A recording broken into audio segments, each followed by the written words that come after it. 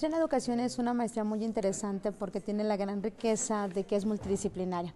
Está adscrita a lo que es la Facultad de Psicología, pero tenemos la gran posibilidad de la incorporación de maestros del Instituto de Ciencias Educativas, de su servidora, de la Escuela de Ciencias de la Comunicación y también de la Escuela de Ciencias Sociales y Humanidades. Esto significa que la maestría en educación, la verdad, es muy enriquecedora en el sentido de esta visión multidisciplinaria.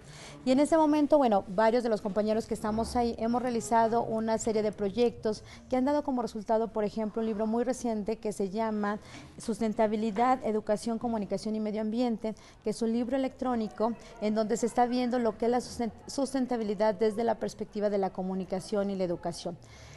¿Qué tenemos con esto? Bueno, la integración de ver la sustentabilidad no solamente como como lo que es el medio ambiente, la naturaleza, los animales, las flores, sino que al contrario, también ver la sustentabilidad en este aspecto más social, en este aspecto más profundo como es la educación. Han participado maestros, doctores, que la verdad es muy enriquecedor. Por ejemplo, está el doctor Felipe Reyes Escutia de la Universidad del UNICACH, que lo que es en Chiapas, la doctora Rosalba Tomás de la Universidad de Colima, el maestro Javier Guerra también de la maestría en educación, lo que son maestros como el maestro Víctor Felipe Benítez, maestro Valentín y maestro Rigoberto de la Facultad del Hábitat. De aquí de esta escuela, aparte de su servidora, está la maestra Carla Olivia López Reynoso y está un egresado de aquí que es muy interesante, que es el maestro Alexandro Roque, que ve la perspectiva de la sustentabilidad relacionada con el tema del arte. Entonces, este es un libro electrónico que ha publicado la Fundación Manuel Buendía. El objetivo también de este libro fue que estuviera abierto, entonces es gratis. Ustedes, si se meten por allá a la página electrónica de la Revista Mexicana de Comunicación, van a ver este libro, que ha sido apoyado, por supuesto, con un pequeñito financiamiento por la Escuela de Ciencias de la Comunicación y con el objetivo también que sea en esta visión multidisciplinaria. Además de esto, en el ámbito de lo que es la educación, de lo que es la maestría, tenemos varios proyectos relacionados de la educación con las tecnologías de la información y comunicación. Por ejemplo, tenemos algo muy importante que acabamos de realizar, una investigación científica, resultado de una tesis que la vamos a publicar en España, en el sentido del uso de las tecnologías en los niños de educación preescolar. A veces pensamos que solamente repercute en el ámbito de los adultos y no tanto en el ámbito de los niños de preescolar de 3, 4 y 5 años. Y es muy interesante ver cómo en San Luis Potosí, a pesar de que todos los espacios públicos, excepto uno, que es el Jardín de Niños La Estrellita, todos los espacios no cuentan con recursos tecnológicos instalados como tal. Sin embargo, todos los niños, o la mayoría de estos, tienen acceso a través de otros espacios, como puede ser los videojuegos, como puede ser un cibercafé, la esquinita, como puede ser en la parte del celular de su mamá o de su papá o de su primo. Entonces hemos visto cómo ni los maestros ni los estudiantes realmente tienen estas competencias, no solamente para usar, sino sobre todo en el conocimiento, saber usar una tecnología y empezar a formarlos desde estas edades. Cuando vemos a un chico universitario, por ejemplo, que abusa de su celular, ¿qué pasa aquí? Bueno, que no le fue formado desde su educación preescolar. Además, son nativos digitales que han, por supuesto, tenido una estrecha muy grande entre lo que es el docente y entre lo que es el niño y aparte sus papás. Entonces, en esta parte hemos hecho la investigación muy interesante, continuamos con este proyecto. Y en el caso de tecnologías y educación también realizamos una investigación recientemente sobre los niños de preparatoria en el uso y abuso que tienen de la red social Facebook. En este caso, todos sabemos que para entrar y para registrarse como un usuario de esta red social tiene que ser un mayor de edad. La realidad es que la mayoría o una gran parte de estos usuarios de Facebook en el país son menores de edad y de educación secundaria. Aquí encontramos algo muy cierto también, es que también la educación secundaria no los está formando de una manera consciente para tener la competencia en este uso y no abuso de la red social Facebook. Entonces, ¿qué pasa? La gran mayoría se encuentra vulnerable. Por ahí suena mucho ahorita el bullying, pero sobre todo vulnerable también a su seguridad personal, emocional, física que tiene, y encontramos como resultado de esta encuesta que se realizó aquí en San Luis Potosí a estos chicos de primero, segundo y tercero de secundaria de educación pública, pues que la mayoría utiliza el Facebook, Se ha registrado con su nombre, pero bueno, se ha registrado con una identidad falsa, puesto que no declaran como tal su edad, si no, no pudieran tener esta red social. ¿Qué pasa? Suben fotografías personales, están vulnerables ante la sociedad y no se les ha educado en esta competencia. También la mayoría se encuentra sin esta competencia emocional de la inteligencia emocional, una competencia emocional que debemos de desarrollar, en donde buscan amigos a través del ciberespacio, que no los encuentran en su entorno físico. Esto es algo en la educación que nos tiene que preocupar muchísimo y ocupar sobre todo, porque aquella persona que quiere tener más amigos o más gente que le apoye en el ciberespacio y no en la vida real, pues es una irrealidad, está viviendo en una vida que no le corresponde y sobre todo en esta edad muy vulnerable que es precisamente la educación secundaria, pregunto, primero, segundo y tercero de educación secundaria. Lamentablemente nuestros libros de texto, por ejemplo, de educación básica, y en educación preescolar sobre todo, apenas iniciaron a incorporar. Pero tenemos un gran problema, falta por ahí también fortalecer en el docente esta formación en esa competencia. Es decir, el docente no le enseña al niño cómo usar las tecnologías porque ni siquiera él sabe usarlas. Vemos cómo a veces personas o maestros de 40 años utilizan sus Facebook, sus redes sociales de manera inadecuada, publicando cuestiones muy personales que la vida real no lo haría.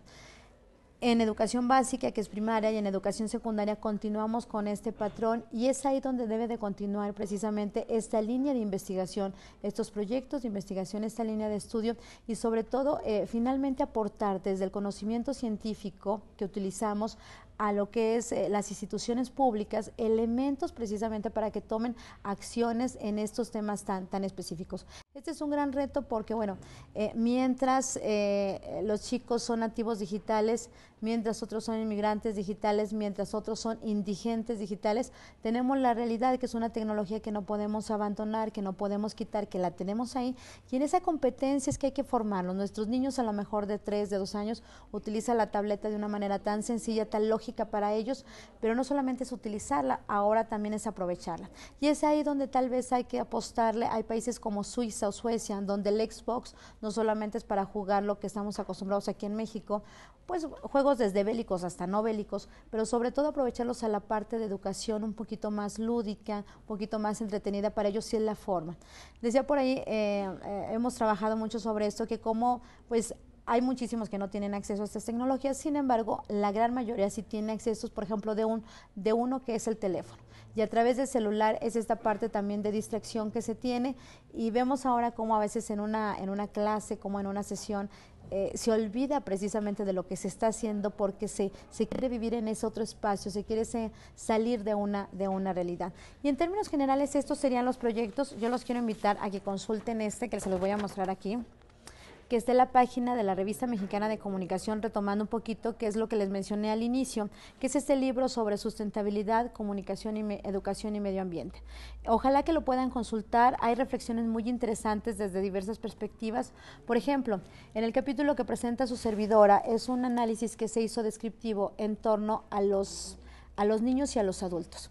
Y es muy interesante cómo los adultos, por ejemplo, saben cómo cuidar el medio ambiente, pero paradójicamente solamente se tiene la información y no se aplica.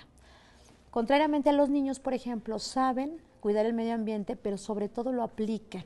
Eso quiere decir que la educación básica, de educación primaria, sí está funcionando en ese aspecto. Y nosotros a lo mejor adultos deberemos de tener otra estrategia de estar formados. Creo que por ahí va es interesante porque existe esta contradicción entre tener el conocimiento y finalmente no hacerlo significativo a nuestra vida misma. Hay un tema también muy interesante que dice del doctor Felipe Reyes Escutia, de la realidad a la utopía y del mensaje a la poesía. Cómo esta parte del medio ambiente no se puede conceptualizar solamente desde el medio ambiente per se, sino que tiene que estar vinculado por la educación y la comunicación a través de un vínculo, que hay un autor que se llama Foladori, que es el vínculo social. Y ese vínculo nos permite entonces sí hacer algo por nuestro medio ambiente, pero no solamente el medio ambiente que conocemos de la ecología, el verde, sino también hacer algo precisamente por esta situación del medio ambiente social, del medio ambiente en los grupos, del medio ambiente en el trabajo, del medio ambiente en los espacios comunes, como puede ser un autobús, como puede ser un restaurante, y en esa convivencia hacerlo un tanto sustentable. Es un reto muy grande, por supuesto, porque esta parte de la sustentabilidad es algo que nos premia como gran desafío en este siglo XXI. Como investigadores sociales, por supuesto que tenemos ese gran reto de ver la sustentabilidad no solamente en el plano del medio ambiente, sino en el plano social, en el plano político, de participación ciudadana, en ese plano muchísimo más social y cultural que nos permita llegar a consolidar una serie de expectativas que vamos teniendo.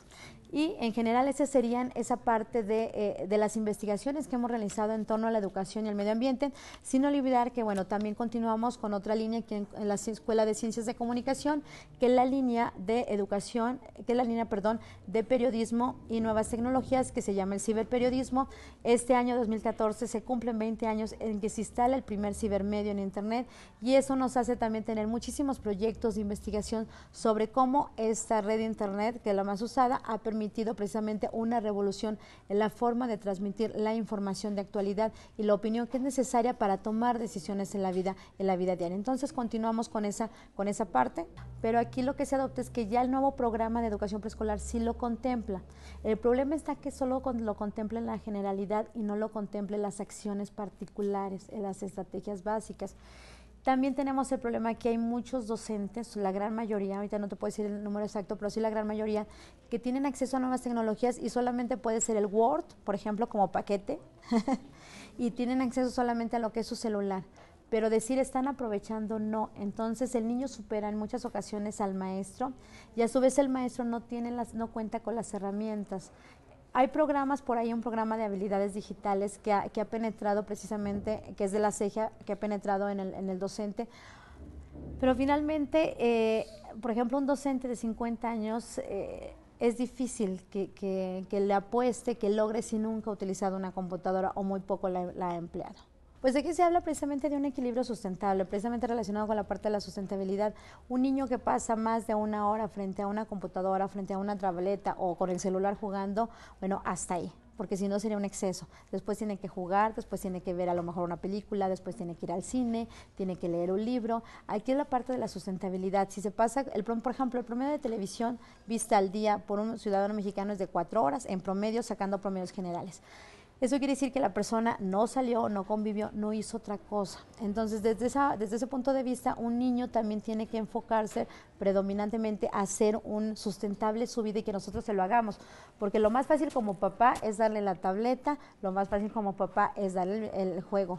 El videobox, el Xbox, el Nintendo y todos esos. Ya con eso por supuesto que se entretiene, pero finalmente como papás tenemos que hacer un equilibrio, en ese equilibrio sustentable de sí utilizar la tecnología, aparte ir a museos, aparte leer, aparte convivir, aparte ver la televisión, ¿por qué no? Pero en ese equilibrio, leer revistas, por ejemplo, de artistas, bueno, lo que se llaman aquí en México artistas famosos, no es que sea dañino, lo que es dañino es solamente enfocarse a ese aspecto. Ahora también, si te fijas, nos hemos enfocado mucho en educación preescolar, pero realmente ahorita ya deberemos de estar hablando de una educación inicial que se da desde los 3 meses.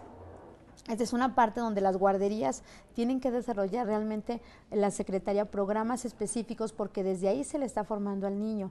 Entonces ya a los 6 años está un niño muy consolidado en sus competencias y en sus áreas de oportunidad, que finalmente son las cuestiones negativas. Y es ahí donde también tenemos que entrarle, porque a los 3 años el niño también a veces ya tuvo un excesivo contacto con juegos bélicos, por ejemplo. A veces dejan las mamás porque hay una necesidad de trabajar, no estamos juzgando, pero hay una realidad. A veces los dejan 4 horas jugando Xbox, ¿y qué pasa con eso? Pues el niño tiene un aprendizaje significativo, pero no en cuestiones positivas, sino en cuestiones sobre todo negativas. Eso es lo que no es recomendable. Hay que hacerlo, es como esta parte de los refrescos, ¿verdad? Que tienen muchísimas calorías. Bueno, lo negativo pues es tomarlos todos los días, lo negativo es tomar 1 litro todos los días, pero si de vez en cuando tomamos un vaso de un refresco, ¿sí?, azucarado, no pasa nada, ¿no? Es esa parte del equilibrio y de la sustentabilidad que es el gran reto del siglo XXI para todos. Y es un reto también para uno, porque podrán preguntarse, bueno, ¿y usted es sustentable? No lo puedo decir que al 100%, pero es un gran reto que tenemos como investigadores, hacer congruente este discurso precisamente para transmitirlo en una acción.